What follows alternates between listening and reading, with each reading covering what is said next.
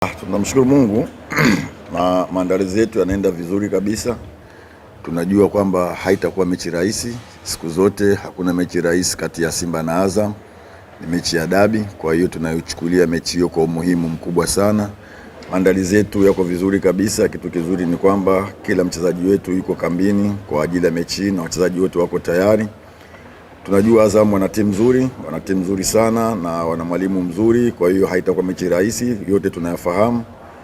Pamoja na ubora wao, uzuri wao na uwekezaji wao kwenye timu yao, tunahakikisha kesho lazima tupate alama 3. Japo haitakuwa rahisi, lakini tumejipanga kutoka na alama zote 3 katika mchezo wa kesho. Nafikiri kama walivyosema ni timu ambayo kiukweli inacheza kwa balance kubwa sana Azam. Kwa hiyo unapokwenda kukutana nao unatakiwa makini sana. Nani wa kucheza, nani asiocheza, kwa sababu kama wanavyosema nafikiri ni swala la sisi benchi la ufundi. Tuna session leo ya mazoezi ambayo ndio itatupa mwanga kwa ajili ya mchezo wetu wa kesho.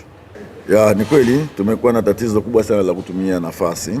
Ukiangalia game zetu za nyuma tumetengeneza nafasi nyingi sana, lakini kuzitumia imekuwa ni shida. Hata mechi iliyopita tumepata matokeo, lakini tumetengeneza nafasi nyingi sana. Kama tungeweza kuzitumia tungeweza kupata matokeo zaidi ya haya. Tumekuwa tukilifanyia kazi sana kwenye swala hilo kwenye uwanja wa mazoezi, kuhakikisha nafasi tunazozipata lazima tuzigeuze kuwa magoli. Kwa hiyo tutahakikisha kesho nafasi tunazozipata tuweze kuzigeuza kuwa magoli na kuweza kupata alama 3 katika mchezo wa kesho.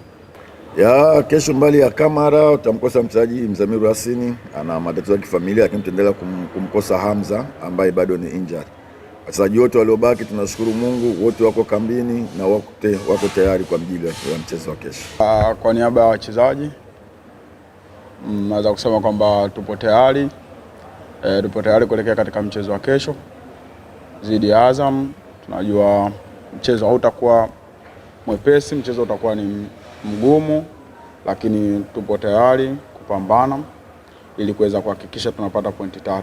Na naweza kusema mpaka sasa hivi maandalizi yanaweza kusema kwamba yako katika asilimia 90, mpaka itakapofika kesho itakuwa katika asilimia 100 kuweza kupambana katika mchezo wa kesho na kuhakikisha tunapata pointi 3. Kutokufanya vizuri kwa timu ya Azam sio kwamba tunaichukulia ni advantage. Sisi tunachochukulia ni jinsi timu yao jinsi ilivyo kwa ujumla, kwa sababu tunajua Azam ina wachezaji wenye quality nzuri, ina kocha mzuri. Kwa hiyo sisi kama wachezaji tunaenda kwa kuiheshimu timu ya Azam, lakini tunaahidi kupambana kuhakikisha tunapata point 3. Ukiangalia katika mechi nyingi zilizopita tumejaribu kutengeneza nafasi nyingi na tumeweza kufunga magoli machache, lakini nachoshukuru kwamba benchi letu la ufundi liliona hilo na kupitia mwalimu wetu